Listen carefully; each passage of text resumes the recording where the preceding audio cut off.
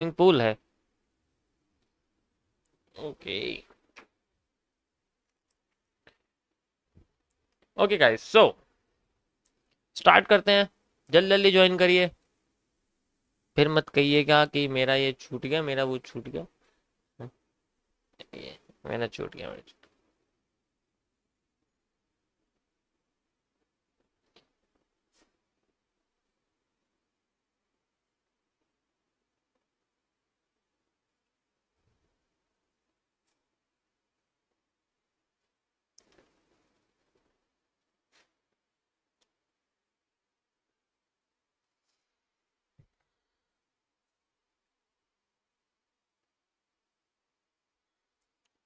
Okay guys, so start करते हैं। 30 minutes के टाइम फ्रेम पर मैं पहले आपको पहले का अपडेट दे देता हूँ, क्या रहा क्या नहीं रहा इसमें। जब मैं पिछले वीक आया था तो मैंने इसमें आपको एक एनालिसिस करके दिखाया था। According to that analysis we have a different type of structure, और वो जो स्ट्रक्चर है वो बेसिकली थोड़ा सा डिफरेंट था। ठीक है, उसके बारे में आपको बताना चाहूँगा कि उसका क्या रिवर्सल एरिया, क्या रिजेक्शन वगैरह थी। कहाँ चला गया, देख नहीं रहा। हम्म,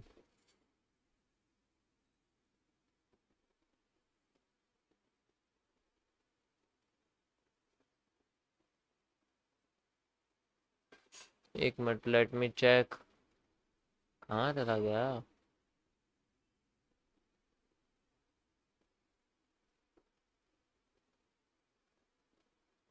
हम्म, वो भाई जैसे ऐसे ही देखना पड़ेगा, मुझे तो लग रहा।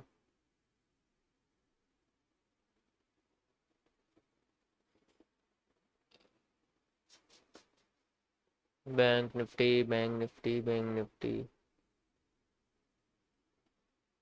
एक तो बहुत सारे काम वो हो जाते हैं ना, सारी लाइव स्ट्रीम डाल देते हैं तो इस वजह से स्क्रीनशॉट ऊपर पहुंच जाते हैं। उसके लिए माफ़ी चाहते हैं हम।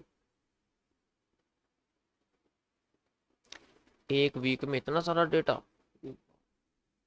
मैं तो खुद ही देख के हैरान हूँ। ये रहा गाइस, सो आप देख सकते हो आपके सामने ये स्ट्रक्चर बना हुआ है और अब ये बन के आ चुका है। ऐसा कुछ था, ये आपने देखा होगा। ठीक है, जब मैंने इसको आपको एनालिसिस करके बताया था तो कुछ, जब ये हाफ मोड पे था यहाँ पर था, और अब ये इस जगह पर आ चुका है। ये वाला एरिया है इसका। ठीक है, ये वाला एरिया है, यहाँ रिवर्सल आया भी था बट अभी फिलहाल के लिए अपने आप को कंसोलिडेट कर रहा है।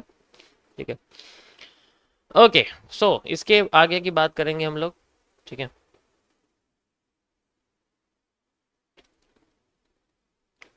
मूव पूरा हो चुका है। अब यहाँ से अगर रिवर्स करेगा तो ये वाला मूव हमें निकल निकल के दिख सकता है। ठीक है, ओके। सो देखो, ये बेसिकली जो एरिया है वो थोड़ा सा कंफ्यूजिंग है। थोड़ा सा मतलब बहुत कंफ्यूजिंग है फिलहाल के लिए, क्योंकि अगर आप देखोगे तो जिस पैटर्न से मार्केट गिरी थी वही पैटर्न यहाँ बना हुआ है बॉटम पे। ठीक है, लेकिन बॉटम से पहले ये बिल्कुल बॉटम पे बना हुआ है इसका रिवर्सल, यानी कि वो इससे पावरफुल है। और पूरे ट्रेंड में सबसे पावरफुल रिजेक्शन इसी के पास है। बेशक ये बहुत बड़ी है, मानते हैं हम लोग। ठीक है, ये बहुत बड़ी है, मानते हैं हम लोग, लेकिन फिलहाल के लिए अगर बॉटम पे बात किया जाए तो बॉटम पे इसके पास प्रेशर ज़्यादा है। अब अगर मार्केट अपने आप को इस गैप को फिल कर देती है, वॉल्यूम फिलअप कर देती है इसका, तो we have a forward area, और फिर यही होगा जो यहाँ पर है। यानी कि मुझे इसको अपडेट करने की ज़रूरत नहीं है, कोई नया एनालिसिस करने की ज़रूरत नहीं, इसी को हम लोग यूज़ कर सकते हैं फर्दर मूवमेंट के लिए।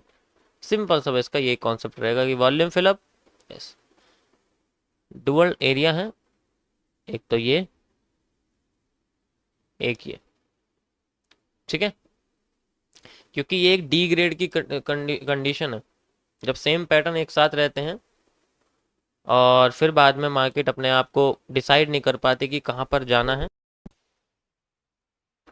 इस कंडीशन में दोनों अपोजिट पैटर्न्स के फिलअप का हो जाना उनकी पोजीशन क्रिएट करता है। ठीक है, अगर हल्का सा भी गैप बच जाता है, जैसे मान लीजिए कोई कैंडल बन रही है यहाँ पर, ठीक है, अगर कोई कैंडल यहाँ से लेके यहाँ तक बन रही है फिलहाल के लिए ऐसे करके, ठीक है, और वो पूरी नहीं हो पाई, बेशक क्रॉस कर दिया लेकिन ये गैप यहाँ पर बचा दिया, तो ये जो गैप यहाँ पर बचा हुआ आपको दिखेगा, ये बेसिकली यही मार्केट के रिवर्सल को क्रिएट करता है। और अगर ये गैप नीचे हो जाता है ऐसे करके, हल्का हल्का सा भी गैप बच गया ना, बिल्कुल जरा सा, बिल्कुल बॉडी इस एरिया से बाहर नहीं करा, मार्केट में गैपिज्म क्रिएट हो जाता है, और फिर वो अपने आप को फिर यहाँ से भी रिवर्सल कर देता। तो दोनों साइड से रिवर्सल पॉसिबल होता है, डिपेंड करता है कि डी ग्रेड की कौन सी कैंडल को फिलअप किया जा रहा है। ओके, तो ये गाइस 30 मिनट्स के टाइम फ्रेम का हल्का सा एनालिसिस था, आप चाहो तो उसको देख सकते हो। ओके, इसमें मुझे और कुछ अपडेट करने की ज़रूरत नहीं है, समझ आया सभी को? So this is the simple and very very simple concept.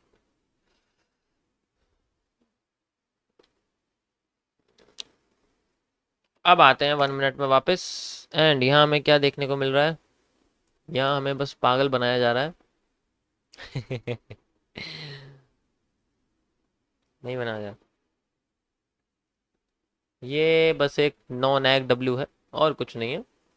ठीक है, इनने क्या है, जैसे यहाँ पर मार्केट में ना ये ओवरसोल्ड एरिया है सारा, तो जैसे मार्केट अपना रिकवरी लाना चाहती थी यहाँ भी, तो वो क्या हुआ इस कंडीशन में, जब मार्केट धीरे धीरे करके गिरती है तो एकदम उठती है, और फिर जब एकदम उठ जाती है तो फिर एकदम गिरती है, फिर धीरे धीरे करके उठती है।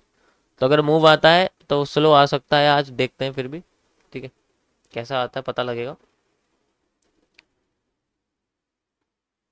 नॉन एक्ट डब्ल्यू है, गैप अप होगा तो ज़्यादा अच्छा रहेगा मेरे हिसाब से, गैप अप तो आना चाहिए, बेशक गैप डाउन आए गैप अप आ जाए। According to structure we have only gap up like thing. ये स्ट्रक्चर अगर अप्लाई नहीं हुआ तो कंडीशन कोई कंडीशन नहीं है, कोई कंडीशन नहीं, इसके अलावा दूसरी कोई कंडीशन नहीं है। क्या चाहते हो, मार्केट ओवरसोल्ड हो जाए और ज़्यादा, स्टॉक मार्केट, वो भी स्टॉक मार्केट।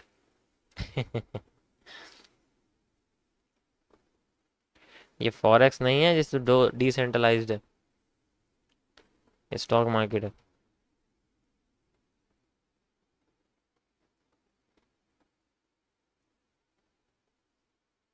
ऑब्वियस सी बात है, मार्केट में नॉन एक्ट डब्ल्यू है और पहले वो अपने पूरे नेक तक जाने की कोशिश करती है। इस कंडीशन में जो गैप अप है वो जनरली या तो देखो यहाँ तक देखने को मिल सकता है हमें, अगर ये वाला हिस्सा इसको मैं एज ए फेक आउट देखूँ इस कॉन्सेप्ट से, तो गैप अप या तो यहाँ देखने को मिल सकता है या इस जगह पर। गैप डाउन का तो सीन ही नहीं है, ये पैटर्न गैप डाउन का है ही नहीं, ठीक है, गैप डाउन का तो सीन ही नहीं है, गैप डाउन का तो मतलब ही नहीं है इसके अंदर। गैप अप गैप डाउन भी पैटर्न के हिसाब से होते हैं, गैप डाउन का सीन ही नहीं है इसमें, गैप डाउन आ ही नहीं सकता। पहली बात तो मार्केट अपने बॉटम पे आ चुकी है, और ये वो एरिया जहाँ पर कंसोलिडेशन क्रिएट होता है, या तो कभी गैप होगा गैप डाउन होगा, कभी गैप अप होगा, ठीक है। अगर वो ट्रेंड पकड़ लेती है तो वो gap up gap up gap up करना शुरू कर देगी, जैसे कि अभी gap down gap down gap down कर रही थी ना, ऊपर से नीचे आ रही थी तो गैप डाउन कर ली थी। मैंने जी यू जी डी का कॉन्सेप्ट आपको बता दिया already, G U G D का ऑलरेडी कॉन्सेप्ट बता चुका हूँ मैं।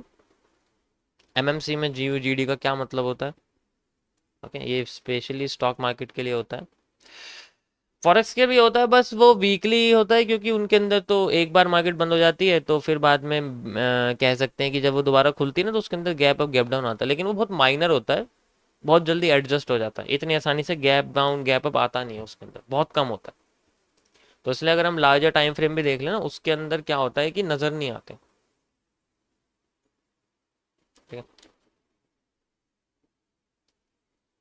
ओके, जो गैप अप गैप डाउन होता है वो नज़र नहीं आता, क्योंकि फॉरेक्स मार्केट में होता क्या है कि जो इनिशियल वॉल्यूम होता है ना, मतलब जैसे कि हमारे स्टॉक मार्केट में इनिशियल वैल्यू